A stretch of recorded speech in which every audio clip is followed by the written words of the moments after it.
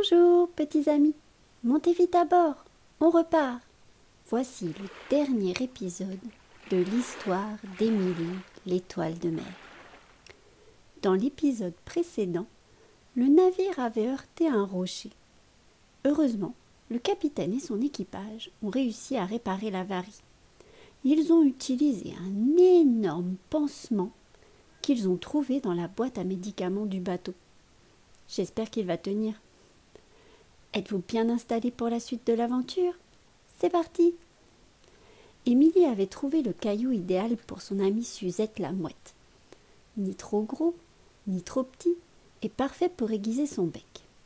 Et comme promis, la mouette prit Émilie entre ses pattes, battit des ailes, s'envola et se mit à planer.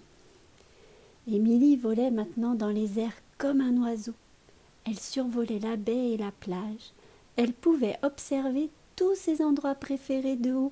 Elle passait au-dessus de la colline, au-dessus du sable. Elle était même plus haut que tous les arbres.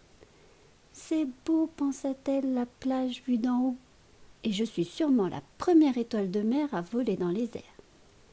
Elle aperçut au loin un Bernard l'ermite qui semblait chercher sa coquille. Je pourrais peut-être l'aider un jour, se dit-elle. La mouette tournoyait dans le ciel avec Émilie entre ses pattes. « Surtout ne me lâche pas !» cria Émilie à Suzette. « J'ai un peu peur. Je ne suis pas habituée à voler. »« Ne t'en fais pas, mon ami, dit la mouette. Je te tiens bien. » Puis elles commencèrent à descendre et la mouette déposa Émilie tout en haut du grand cocotier.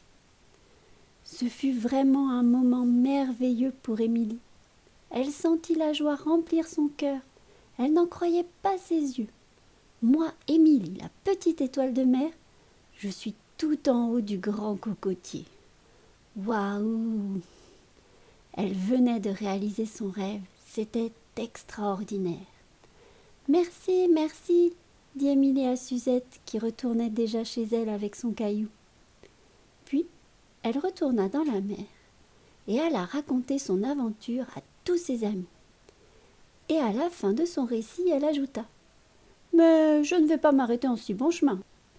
Prochaine étape, je grimpe au sommet du volcan. »« Capitaine, capitaine, terre, terre, j'aperçois une île au loin. »« Ça y est, nous l'avons trouvée, c'est l'île aux histoires. »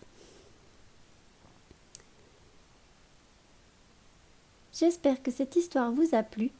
Si c'est le cas, abonne-toi et pour ne pas rater les prochaines aventures, activez la cloche.